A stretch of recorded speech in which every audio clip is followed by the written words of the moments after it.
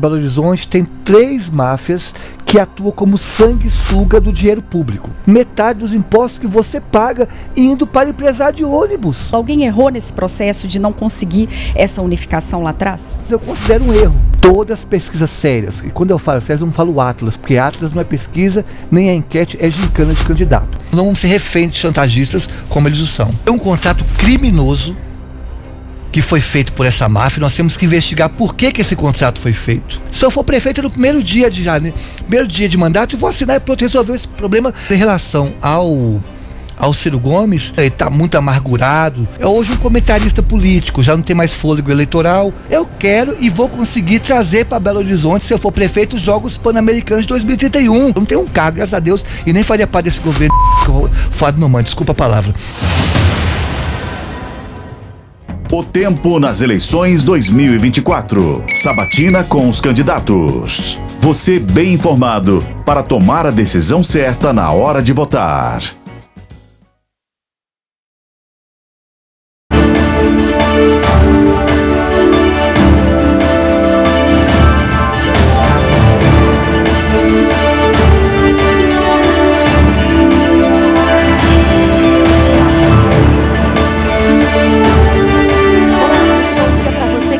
Aqui na FM O Tempo, eu sou Thalita Marinho e comigo aqui no estúdio tem ele, Guilherme Ibrahim. Bom dia para você, Guilherme. Olá, Thalita, um ótimo dia para você, para os ouvintes e espectadores que nos acompanham nas multiplataformas de O Tempo.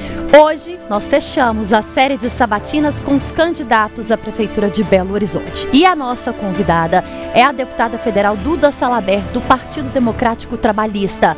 A candidatura não tem coligação com outros partidos. Formada em letras pela PUC Minas, Duda tem mais de 20 anos de experiência como professora, além de ambientalista e ativista. No ano de 2018, ganhou notoriedade ao se tornar a primeira pessoa trans a se candidatar para o Senado. Ficou em 8º lugar pelo PSOL, recebendo 351 mil votos. Duda passou a ser filiada ao PDT desde 2019. Nas eleições do ano seguinte, foi a vereadora mais votada de Belo Horizonte, recebendo, naquela época, 37 mil votos. Em 2022, para o cargo de deputada federal, Duda Salabert ficou em 3º lugar ao receber 208 mil votos. Agora, tenta ser prefeita de Belo Horizonte com o professor Francisco Furró como vice. Deputada e candidata Duda Salabert, muito bom dia, seja muito bem-vinda nessa nossa nova casa também de O Tempo e da FM O Tempo. Bom dia, obrigada pelo convite. Primeiro, parabenizar pelo novo estúdio. Confesso, já dei entrevistas em vários espaços de comunicação e nunca vi um espaço tão moderno, tão acolhedor como esse espaço. Parabéns, Jornal O Tempo.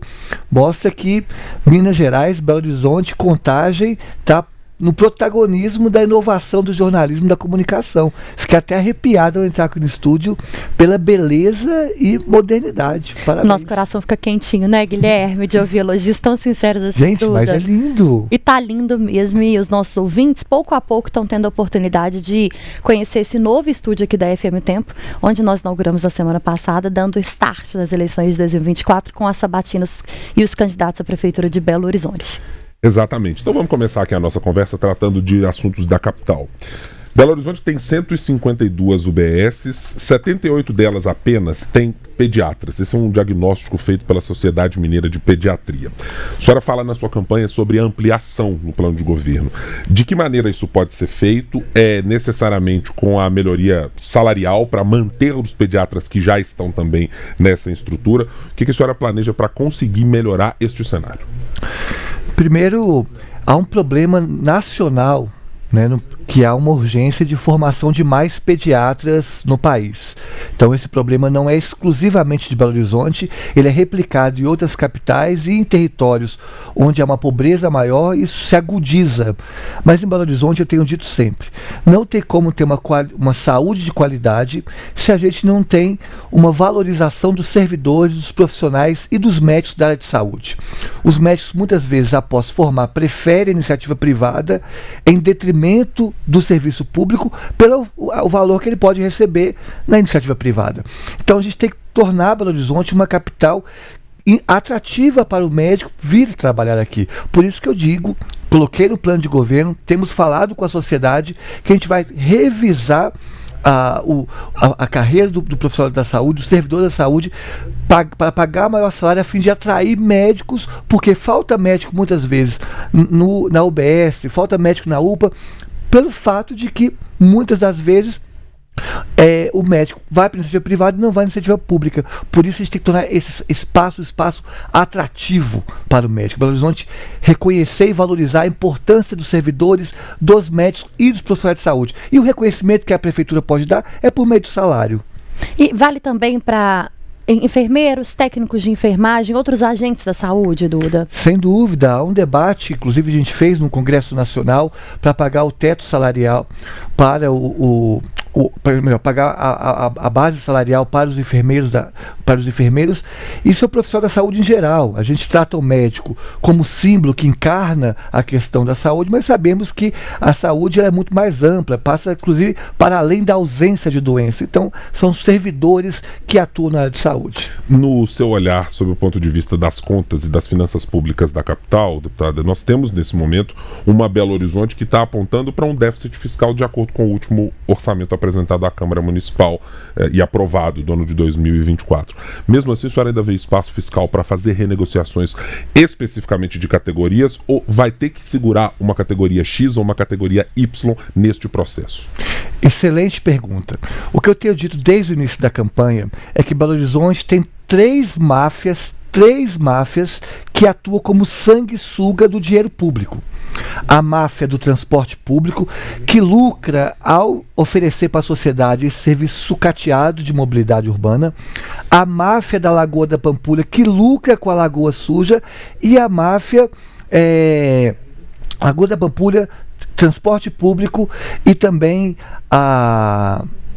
fugiu a terceira máfia aqui agora. Da SLU. A da SLU, a máfia do lixo, que eu tenho dito sempre, sim, que lucra também com um péssimo serviço de limpeza na cidade. Essas três máfias estão marcando Belo Horizonte e atuando como sanguessuga. Para se ter ideia, vou dar apenas um exemplo.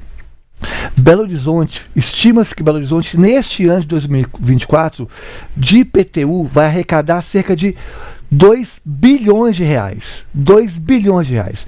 Desses 2 bilhões de reais, 1 bilhão foi para a máfia do transporte público. 1 bilhão para o bolso dos empresários, donos de empresas de ônibus. Ou seja, 50%, metade dos impostos que nós arrecadamos, metade dos impostos que você paga indo para empresário de ônibus. Isso é um absurdo. Nós fizemos um cálculo, que a gente pode detalhar, que eu disse que, caso eleita prefeita, no primeiro dia de mandato eu vou protocolar um projeto de lei para que Belo Horizonte pague o maior salário para professores entre as capitais. E aí perguntaram, Duda, de onde você vai tirar o recurso? Nós já fizemos o primeiro estudo de impacto orçamentário para que Belo Horizonte pague o maior salário para professores entre as capitais. Isso teria um impacto anual de 200 milhões de reais para a prefeitura. 200 milhões de reais para a prefeitura. Ou seja, 1/5 do que a prefeitura destinou para os empresários de transporte público. Se a gente romper com essa máfia, porque antes não pagava 1 bilhão de reais por ano para os empresários de ônibus. Se a gente romper com essa lógica, há recursos para melhorar a saúde, há recursos para melhorar a educação e o trabalho dos servidores, que são importantíssimos para um serviço público de qualidade de BH. Vou aproveitar que a senhora tocou na questão da saúde e da educação, para falar também sobre um ponto que está no seu plano de governo em relação à saúde mental dos profissionais de educação em Belo Horizonte. Seria uma espécie de atendimento psicológico para os professores. Como que poderia funcionar? A prefeitura tem hoje, ou teria, no eventual mandato da senhora, estrutura para de fato oferecer atendimento psicológico, que a gente sabe que é uma urgência no país de uma forma geral, para aqueles profissionais da educação de uma forma geral na capital? Olha, primeiro, cabe ao prefeito cumprir a lei. E há uma lei federal que obriga que as escolas públicas ofereçam e coloquem a serviço da população em ambiente e em esfera escolar assistente social e psicólogos escolares. Poucas são as cidades e municípios que cumprem essa legislação. E Belo Horizonte atua de forma muito tímida nesse cenário. E a gente tem uma escola cada vez mais adoecida. Os problemas de saúde mental perpassam a escola, os alunos, professores, servidores e mais. A gente também tem relatos inúmeros, por exemplo, de famílias que têm dificuldades com crianças com transtorno do espectro autista que não encontram o acolhimento necessário no espaço pedagógico. Como nós vivemos uma sociedade cada vez mais adoecida, é urgente tirar do papel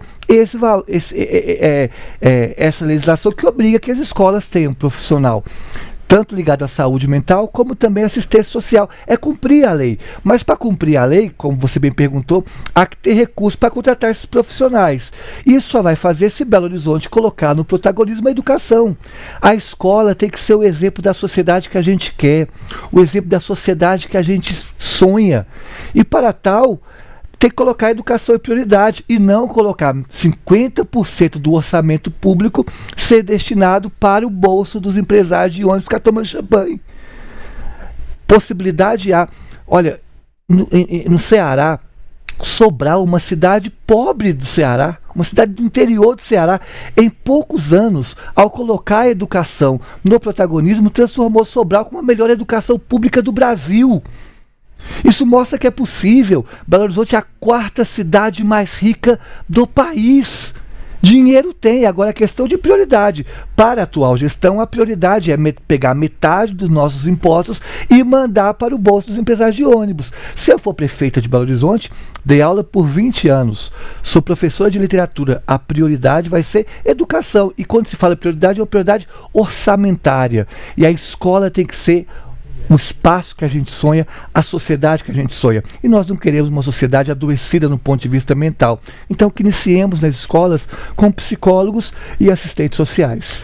A sua ideia, candidata, é trazer profissionais fazendo concursos públicos para ocuparem esses espaços ou utilizar, e alguns candidatos já têm mencionado, esse tipo de relação de parcerias com universidades, por exemplo, que prestam às vezes esse serviço de uma maneira formal, mas que não exigem uma remuneração, como uma espécie de espaço-escola para esses estudantes também. Eu queria entender um pouco mais como a senhora pretende captar esse profissional.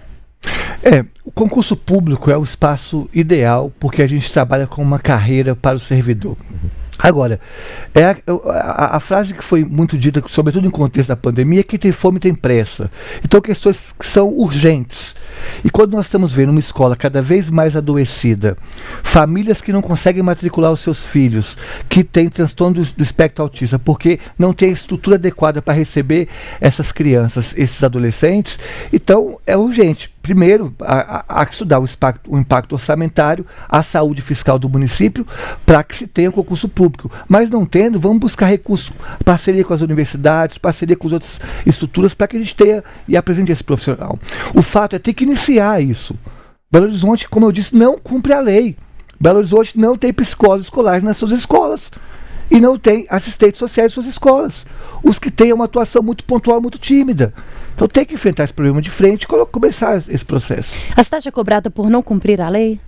A cidade é cobrada, mas aí, como vários municípios não cumprem essa lei, aí fica...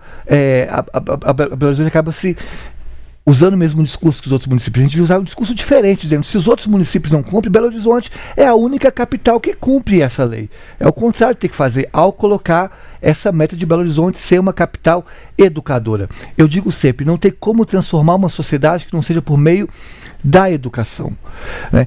A educação tem que ser o motor principal para transformar a sociedade. Isso se inicia nas escolas.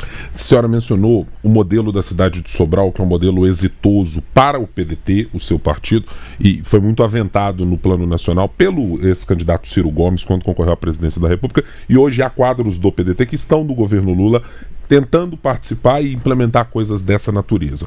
O modelo exato que a senhora pensa para a cidade de Belo Horizonte é uma adaptação, uma transposição daquilo que aconteceu em Sobral para a capital mineira?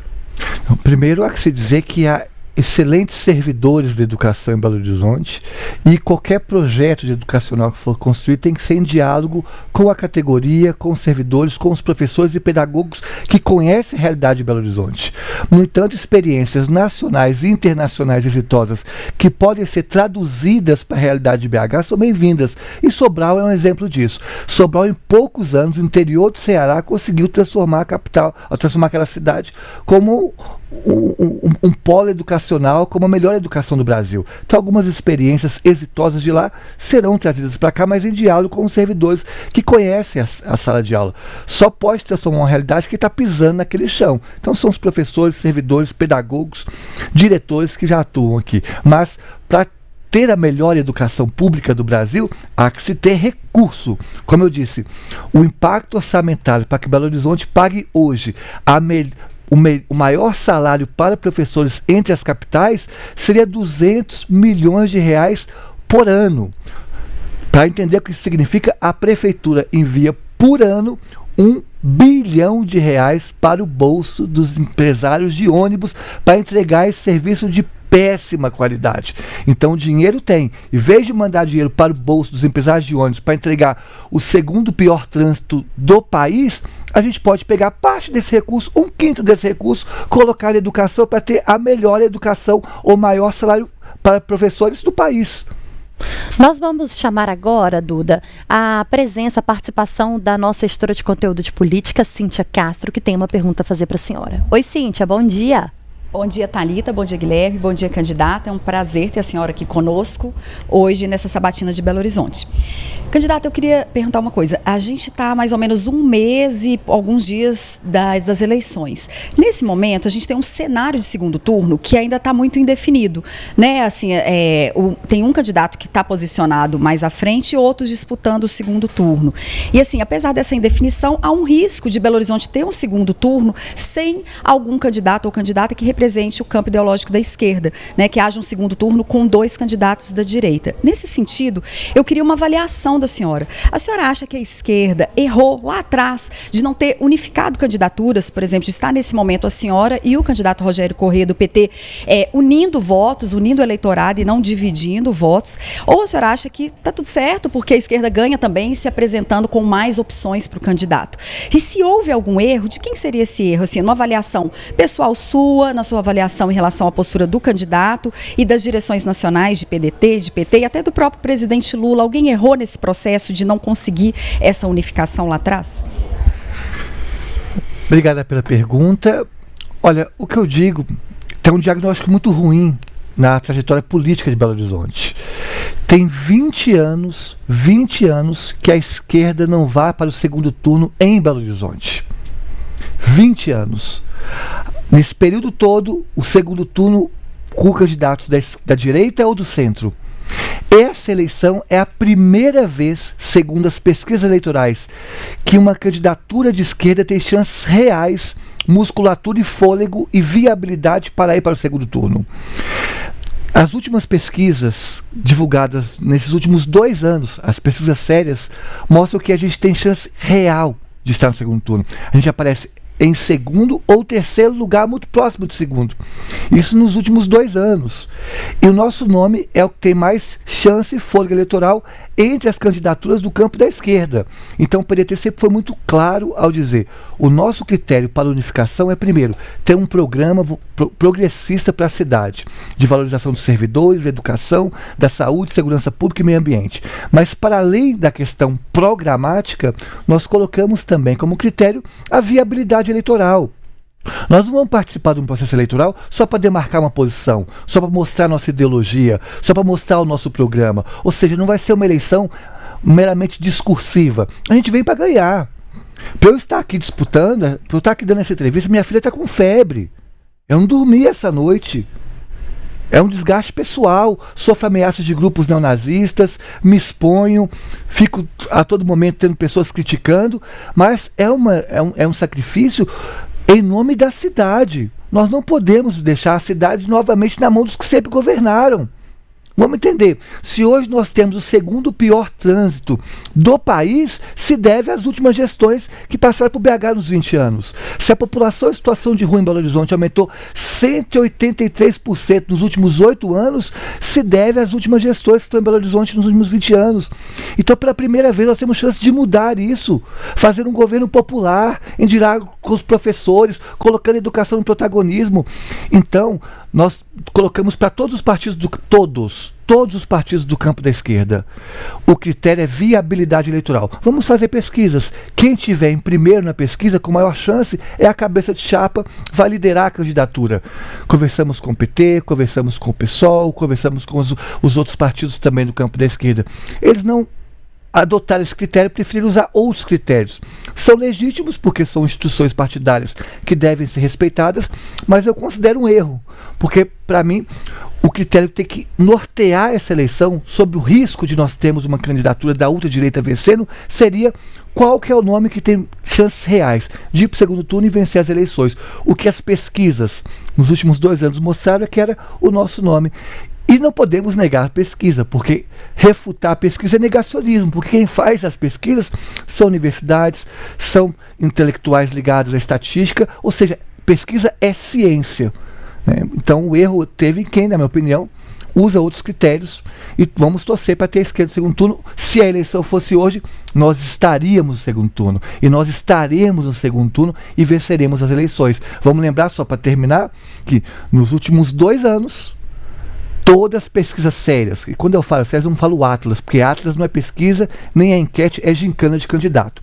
Excluindo a Atlas, que não tem relevância nenhuma, as pesquisas sérias, todas me colocam em segundo lugar, empatado tecnicamente. Por que nos próximos 30 dias vai mudar esse cenário? Por isso estarei no segundo turno. Muito obrigado a Cíntia Castro pela participação aqui mais uma vez na nossa sabatina. Tenha um ótimo dia, Cíntia. Obrigada. Vocês também.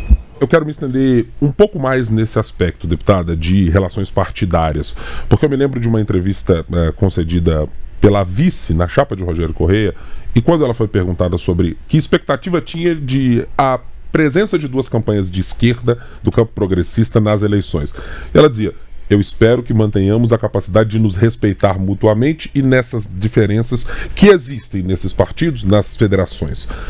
Chegando a esse momento de campanha, a senhora enxerga que tem havido respeito entre o campo de esquerda e entre as propostas? E no que elas têm sido exatamente tão diferentes assim, olhando agora que com planos de governo, com propostas colocadas à mesa? Nós tivemos um diálogo com as candidaturas do campo da esquerda para que tivéssemos entre nós um respeito, porque a gente está na luta, a gente está disputando ter um projeto de sociedade parecido. Lógico que há diferenças, e as diferenças vão ser destacadas, explicitadas nesse período eleitoral, mas anunciamos que nós queremos manter o respeito para que não tenha o chamado fogo amigo. Então, até agora tivemos uma relação de diálogo. Pode ter algum momento que eu me excedi, pode ter algum momento que o outro lado se excedeu, mas nada que colocasse em risco o respeito e o compromisso que nós fizemos de manter uma posição única, no sentido de que nós estaremos juntos no segundo turno. Quando a senhora diz que Belo Horizonte dos últimos 20 anos não teve a presença da esquerda de fato nas eleições ou na prefeitura, a senhora não considera que em algum momento o ex-prefeito Alexandre Calil e o atual prefeito Fádio Numan estiveram mais à esquerda do que ao centro? Não, de jeito algum. Não faz sentido. O Alexandre Calil, ele fez uma gestão que merece ser aplaudida no campo da pandemia, em respeitar o que a OMS dizia, o que a literatura científica orientava. Então ele teve uma gestão considerável. E, além disso, fez um trabalho muito importante que merece ser aplaudido no campo da assistência social. Então são pontos importantes, mas longe de ser uma candidatura do campo progressista, uma candidatura de esquerda. Eu lembro um exemplo concreto com o Alexandre Calil, de que eu era vereadora. Eu cheguei para o Alexandre Calil e comentei para ele: olha, vamos mudar a licença maternidade do município, para que a licença maternidade comece a contar a partir do momento que a mãe sai da UTI neonatal, porque estima-se que a média de internação na UTI neonatal no Brasil é de 51 dias. Então a mãe fica 51 dias com a criança na UTI neonatal internada. Quando sai da UTI neonatal, há pouco tempo de licença maternidade. Então vamos mudar para as servidoras. Eu, como vereadora, não posso apresentar esse projeto de lei, porque só pode ser apresentado pelo prefeito. E aí eu mostrei, a minha equipe econômica mostrou o impacto orçamentário que era para a prefeitura de considerar a licença maternidade só nesse período, que seria um valor, dinheiro de cachaça para a prefeitura, um valor pequeno para a prefeitura. E na época o STF não tinha decidido sobre isso. Apresentei para o prefeito, ele disse, olha, eu não vou fazer isso nunca. Falei, mas por que você tá... Esse direito não é das mães, é direito da família. Belo Horizonte vai ser a primeira capital do Brasil a reconhecer a licença maternidade e contar somente a partir do momento que sai da UTI neonatal. E o impacto orçamentário é nada para a prefeitura. E ele me responde, eu não vou dar mais benefício, mais privilégio para servidor. Isso não é uma candidatura de esquerda. Isso não é uma candidatura do campo progressista. Eu estou falando em licença maternidade de direito da criança. Coisa que o STF, 6 meses depois que eu propus, pacificou. Então isso não é uma candidatura do campo progressista. A candidatura do campo progressista é aquela que valoriza o servidor, que valoriza os nossos profissionais, os nossos médicos. Sabe? Então, assim, não foi exemplo. Deixa eu voltar para tratar disso. Desculpe, só para dar um exemplo, por favor. Né, é um exemplo simbólico do que a gente está tratando. Então nós temos pontos em comum com o Alexandre Calil, temos divergência. E ali naquele caso é uma divergência ideológica. Deixa eu voltar aqui para o tema de mobilidade urbana, porque eu quero uma consideração da senhora a respeito de uma questão. A senhora tem falado bastante de R$1 bi destinados a empresários de ônibus em Belo Horizonte. E acho que é indiscutível a questão da insatisfação da população quanto à prestação do serviço. Nesse ano de 2024, nós tivemos pouco mais de R$300 milhões destinados ao subsídio, nas palavras do governo, para tentar evitar um colapso e para evitar que a passagem de ônibus suba. No ano anterior foi de pouco mais de R$500 milhões. Somados esses 2 anos, algo acima de R$800 milhões. Duda Salabert, se eleita prefeita de Belo Horizonte, terá um subsídio mantido nos patamares atuais e, se não, vai cancelar o subsídio, vai cancelar o contrato de ônibus. O que fará com esses recursos que são destinados sob o argumento de que são para a manutenção do preço da passagem e operação do ônibus? É mentira esse argumento. Repito, tem um verso do Manuel de Barros que fala repetir, repetir, repetir até ficar diferente. Então, estima-se que Belo Horizonte vai arrecadar nesse ano de 2024 R$2 bilhões em IPTU. Mas R$1 bilhão vai ser destinado para empresários, donos das empresas de ônibus, para ir para o bolso deles para eles ficarem tomando champanhe. Ou seja, metade do imposto que nós pagamos vai para a empresa de ônibus, empresário de ônibus, oferecer o segundo pior trânsito do Brasil, um dos 50 piores do mundo, passagem cara e transporte sucateado, não rodando de noite e madrugada com pequena tarifa zero. Não justifica você dar R$1 bilhão para esse serviço. Então, eu penso que o subsídio é o caminho, mas o subsídio pressupõe contrapartidas das empresas de ônibus. Então a prefeitura vai subsidiar, então nós vamos colocar tanto de recurso, mas para que tenha ônibus de madrugada, porque nós somos a capital mundial dos bares e restaurantes. Nós tivemos a Stock Car. Agora, eu conversando com os bares e restaurantes, eles disseram, nós não temos como receber os turistas da noite e madrugada. Eles chegam no nosso estabelecimento de noite, a gente pode fechar porque não podemos atender você, porque não tem garçom, não tem cozinheiro, não tem copeiro, porque nós temos que fechar cedo.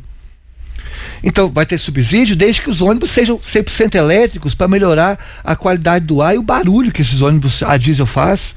Vai ter subsídio se a passagem baixar e for uma das mais baratas. Ou seja, o subsídio tem que ser vindo à contrapartida. Rompimento de contrato está descartado em função de um novo contrato ser assinado até 2028 por você, candidato? Depende da posição dos empresários de ônibus. Se os e a questão do contrato, Belo Horizonte tem um dos, ou talvez o pior contrato de ônibus do Brasil.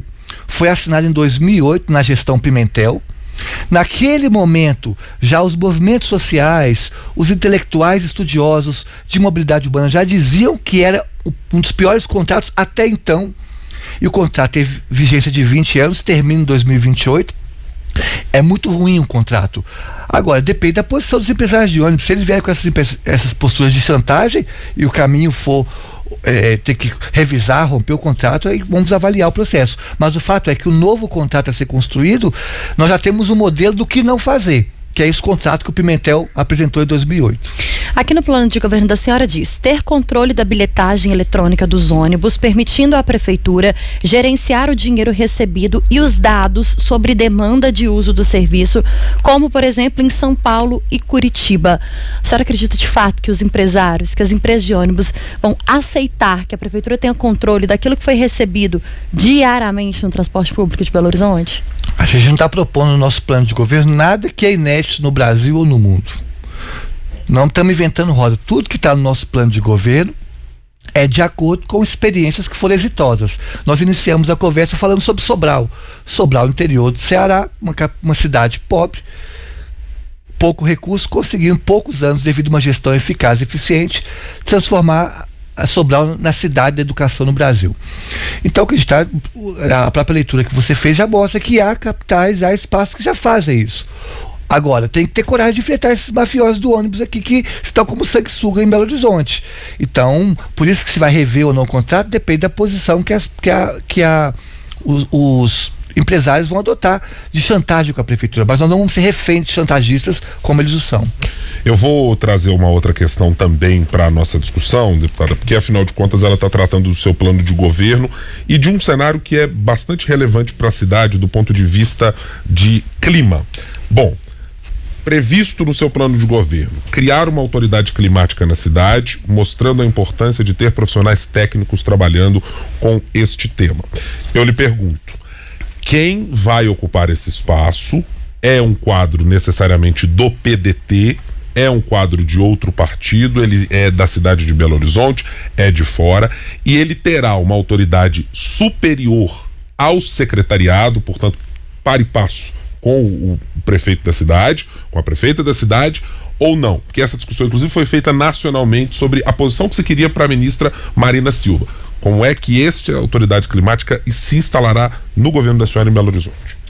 Olha, eu tenho dito sempre, o século XIX foi o século dos impérios, o século XX o século dos países, o século XXI é o século das cidades. Ou seja, se nós queremos transformações profundas no planeta, elas se iniciam na cidade. Por isso que essa eleição é a eleição mais importante do Brasil.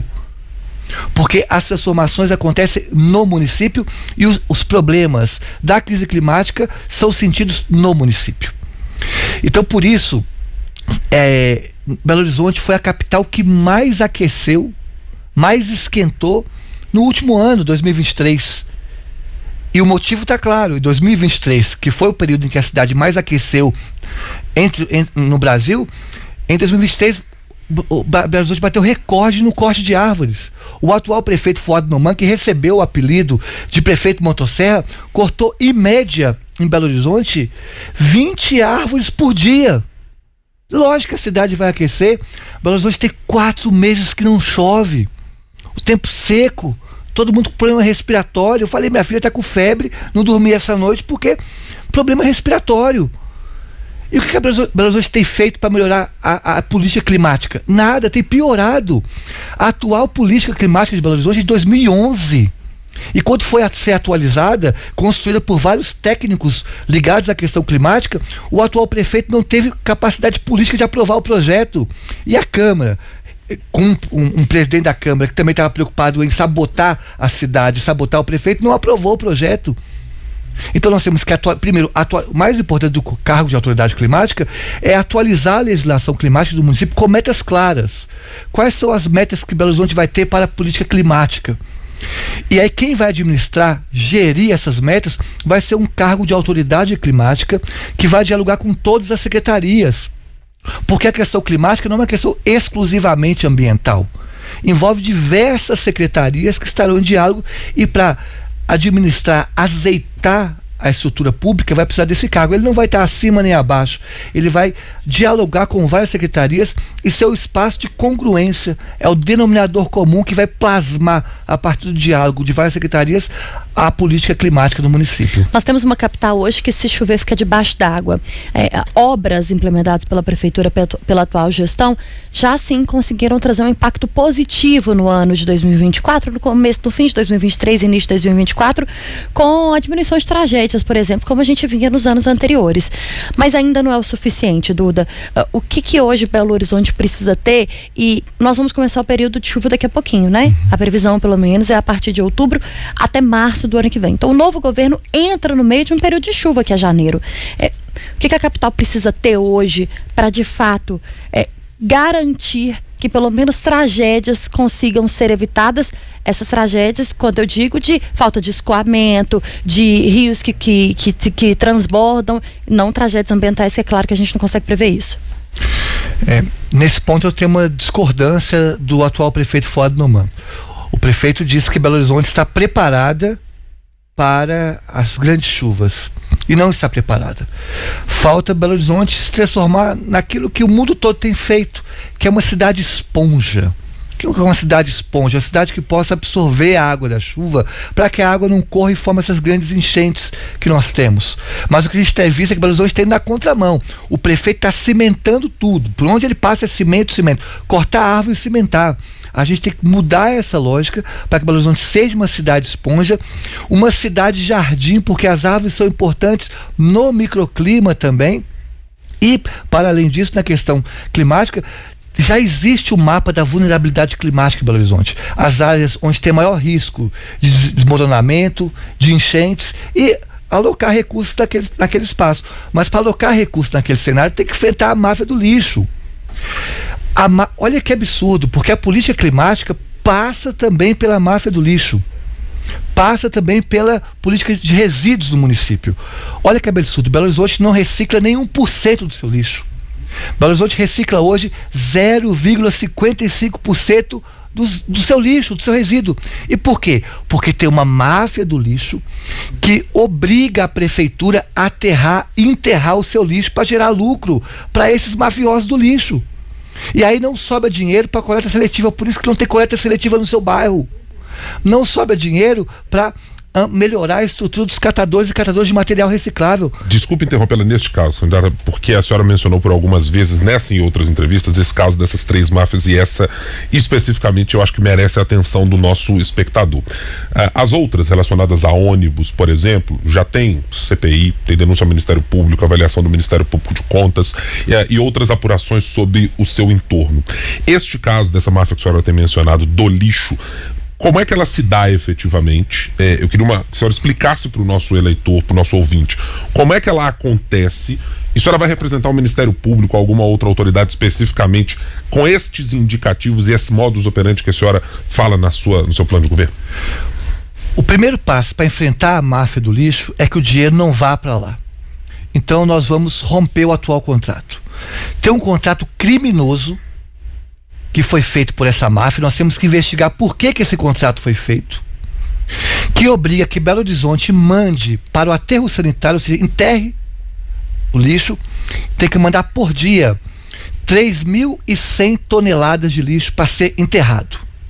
Só que Belo Horizonte gera em média por dia 2.900 toneladas, ou seja, nós produzimos menos do que o contrato manda a gente aterrar.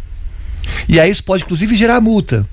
Ou seja, o lixo que a gente tem, em vez de mandar para reciclagem, em vez de mandar para coleta seletiva, em vez de mandar para os catadores gerarem emprego, renda, tem que obrigatoriamente ir para o aterro sanitário. Estamos falando do aterro de Sabará. Isso, que é privado.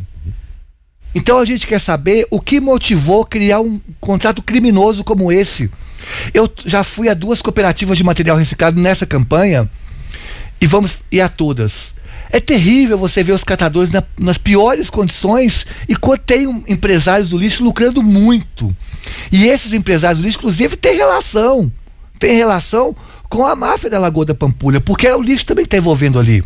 Então, primeiro é romper esse contrato e entender o que motivou fazer um contrato como esse. É um contrato absurdo. E nesse sentido, eu estava ontem na Asmari, que foi a primeira associação de catadores de material reciclado do Brasil, uma das cooperativas históricas. E aí quando eu fui na Asmari conversar com os catadores, eles têm uma estrutura, já tem um projeto para ampliar o galpão, para poder pegar mais lixo, mas reciclar mais. Só que o terreno não foi regularizado pela prefeitura. A prefeitura não regularizou o terreno para a Asmari. Ela já pode pegar recurso do Ministério Público, já disse que pode pegar recurso internacional para ampliar a estrutura de reciclagem, mas a prefeitura é só pegar a caneta e assinar. Se eu for prefeita no primeiro dia de mandato, eu vou assinar e pronto, resolver esse problema para que a Asmari capte recurso internacional. Mas ela não pode captar recurso porque a prefeitura não assinou e não cedeu o terreno, não regularizou o terreno. Por que não regularizou o terreno? Por que existe um contrato que obriga a gente a mandar mais lixo do que a gente gera para o aterro sanitário? Por que a Lagoa da Pampulha não foi despoluída até hoje? Por que bilhões de dinheiro saindo para o bolso desses empresários? O que há por trás? E sabe por que ninguém nunca investigou isso? E a Câmara nunca abriu uma CPI sobre isso? Porque ninguém nunca levou a política de reciclagem a sério em BH. Nenhum vereador se preocupou seriamente com a questão de resíduo em BH. Nenhum político dessas últimas gestões se preocupou sério com a política de resíduos. Nós tivemos no passado Patrus Ananias como um exemplo preocupado com a questão dos catadores, mas dessas últimas ninguém se preocupou, porque tem rabo preso com essa máfia. Então a gente quer saber o porquê. É muito estranho, e o estranho é justamente porque tem uma máfia sugando dinheiro público dali. Nós vamos agora a Brasília conversar com a gestora de política da Capital Federal, de UT para a Capital Federal, Francine Ferreira. Oi, Fran, bom dia para você. Oi, Thalita, bom dia para você, Ibrahim, bom dia, candidata. A senhora disse já que não quer nacionalizar as eleições de BH, mas eu tenho 2 pontos, um relacionado ao PT e outro relacionado ao PDT de nacionalização. O primeiro deles é que recentemente a senhora disse que o Lula apoia a senhora, mas o PT tem um candidato, o Rogério Correia, nas eleições da capital mineira. Que apoio seria esse? E uma outra questão relacionada ao PDT, um cacique político, então aliado da senhora, né? O ex-governador de Ceará, Ciro Gomes, disse recentemente que a senhora não estaria preparada para assumir a prefeitura de Belo Horizonte. Eu queria entender o que aconteceu na relação, né, entre vocês dois, também se ele de alguma forma dentro do PDT tem alguma interferência, alguma questão relacionada na candidatura de BH. Bom, o que eu disse em relação ao presidente Lula, primeiro, eu sou vice-líder do governo Lula na Câmara Federal.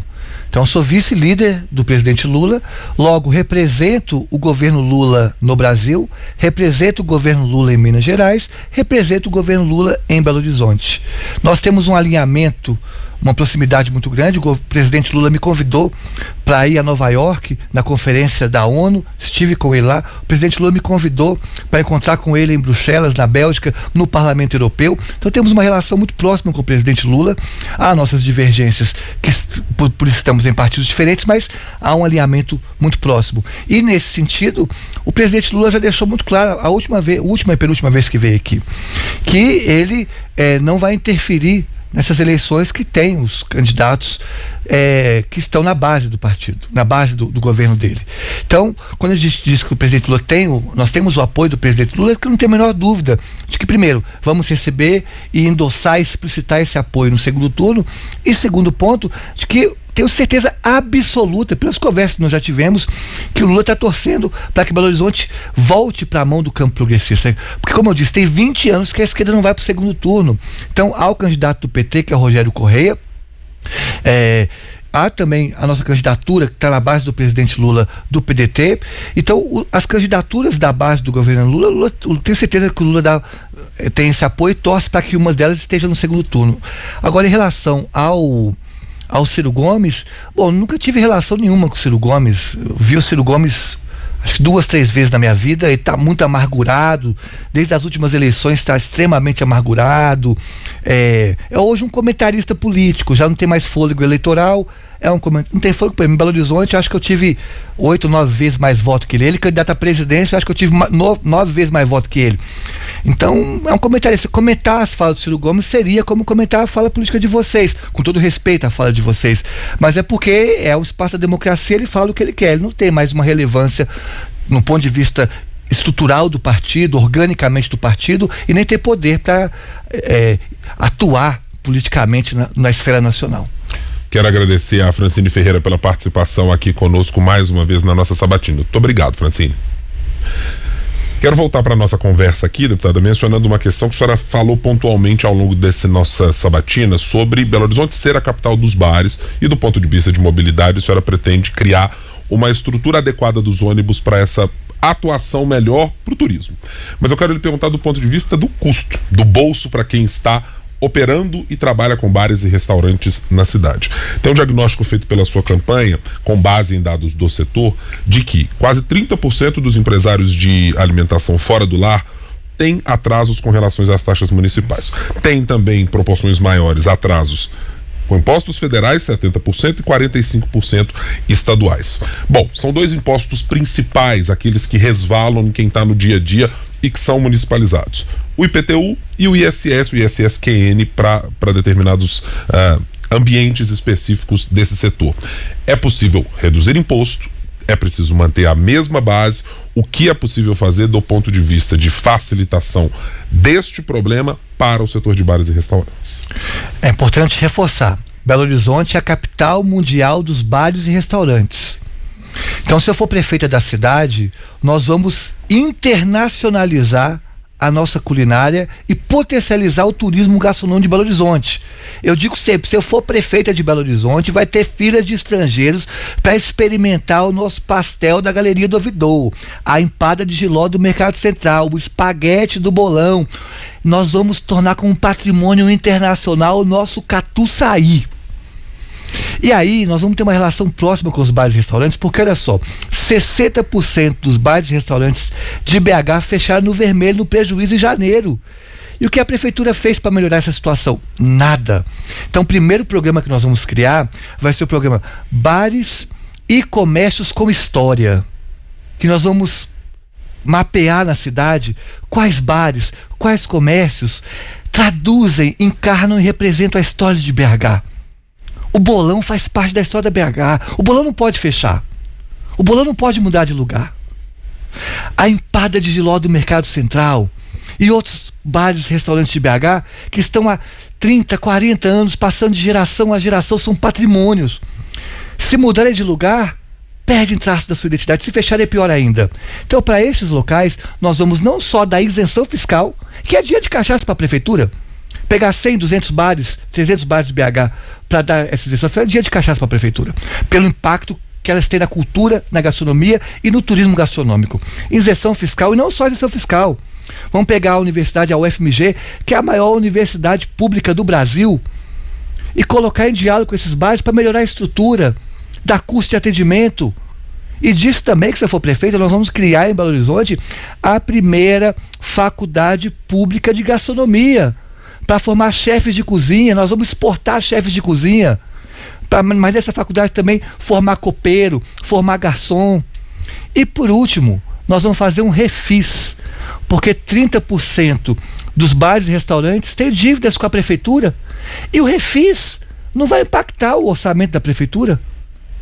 Então vamos fazer um refis, renegociar essa dívida para que vocês tenham recurso para poder potencializar o trabalho de vocês. A senhora citou aqueles bares e restaurantes que na fala da senhora teriam e demonstrariam a história de Belo Horizonte. Citou o Bolão, citou a empada de jiló do Mercado Central, que a gente adora, inclusive. Mas e aqueles pequenos comerciantes, aquelas pessoas, pequenos empreendedores, os bares menores que começaram agora e que tiram do comércio o seu sustento? Como que faz? O que a prefeitura pode fazer para essas pessoas? Primeiro, mudar o código de postura. O código de postura de Belo Horizonte é atrasadíssimo. Dificulta o comerciante ter mesas na rua.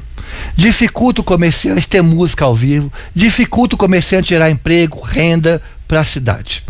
E dificulta o comerciante plasmar no dia a dia o fato que Belo Horizonte tem como maior patrimônio os bares e restaurantes.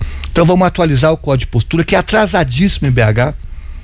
Nós tivemos uma secretária anterior que burocratizou a vida dos bares e restaurantes, dificuldade para ter licença, dificuldade para tudo. Hoje o bar não pode colocar a quantidade de multa que o bar recebe por coisa boba. Conversar com o fiscal, conversar com os donos de bares e restaurantes, o que você está precisando? Então, e um detalhe bobo, são questões simples que a prefeitura não resolve. com todos os donos de bares de restaurante que eu converso, eles comentam: Duda, eu resolvo uma coisa numa secretaria, mas na outra eu não consigo avançar. As secretarias não dialogam. Por que as secretarias não dialogam? Porque o prefeito Fuad Noman, ele vendeu setores da prefeitura para cada partido. Então a Secretaria de Meio Ambiente é do PV, a Secretaria de Saúde é do Marcelo Aro, a Secretaria de tal é de tal deputado. Aí foi vendendo a secretaria. Eu não tenho um cargo, graças a Deus, e nem faria parte desse governo de Mérico Fuad Noman, desculpa a palavra. Mas, então, não vou lotear as secretarias. Cada secretaria vai ter ocupado por corpo técnico, porque eu não tenho rabo preso com nenhum prefeito, com nenhum partido, e além disso, colocar as secretarias em diálogo. Mas enfim, a palavra é desburocratizar. Bar e restaurante não vai ter problema na minha gestão. Vai ter mesa, vai ter música ao vivo, vai ter gente feliz, porque pessoas transitando deixa a cidade mais segura. É isso que é a cidade que a gente vai propor para BH. Pra gente limpar muito bar e restaurante. Alguns candidatos têm se apresentado nessas eleições mostrando o quanto esse peso burocrático, seja na construção civil, em setores de bares e restaurantes, ainda é, na avaliação deles, muito danoso para a Prefeitura de Belo Horizonte. Há algumas estruturas, iniciativas que foram feitas, como, por exemplo, a parcerias público-privadas. Eu menciono duas mais exitosas, são no caso da construção dos novos espaços de EMEIs e também aquela relacionada à iluminação pública mais centralizada em Belo Horizonte, mas não tanto nos bairros mais periféricos.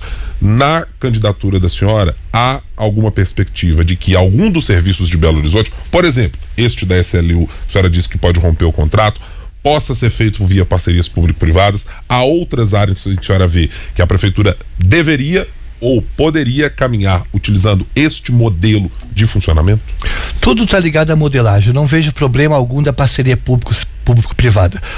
A minha preocupação é entregar o melhor serviço para a população de Belo Horizonte. Então não tem problema algum, no ponto de vista ideológico, em ter parceria público-privada, desde que aquele trabalho feito não seja um trabalho que dê lucro apenas para os empresários, mas um trabalho que beneficie a população.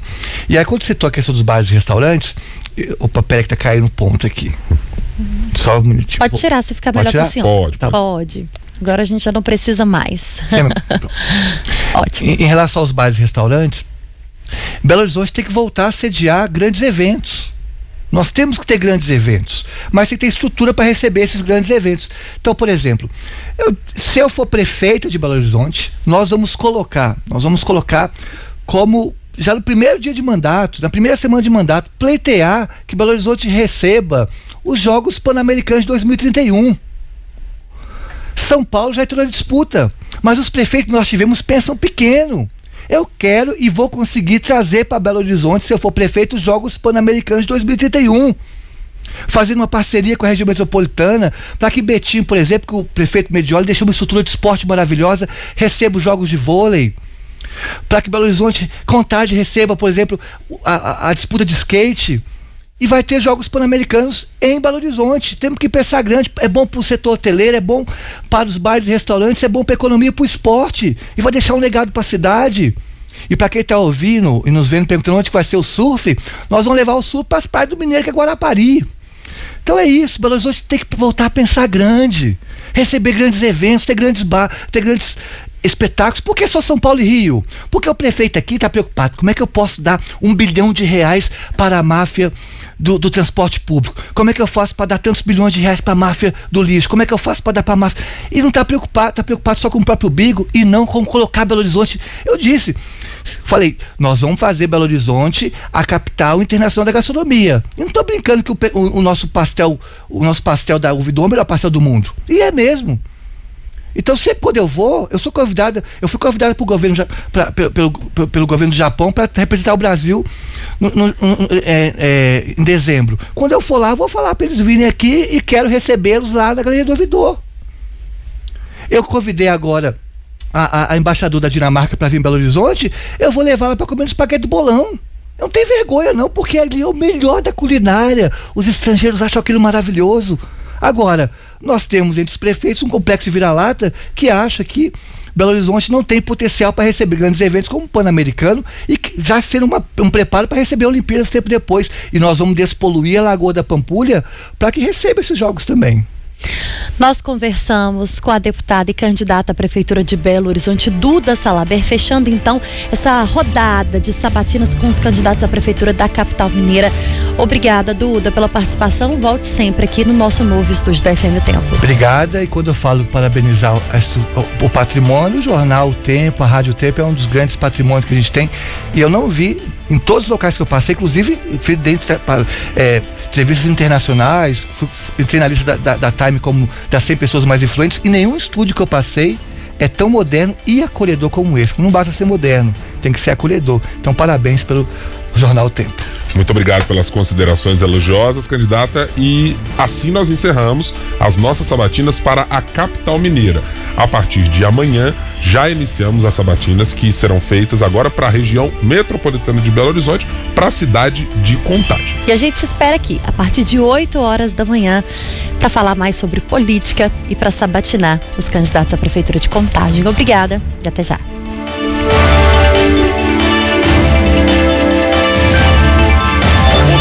Nas eleições 2024.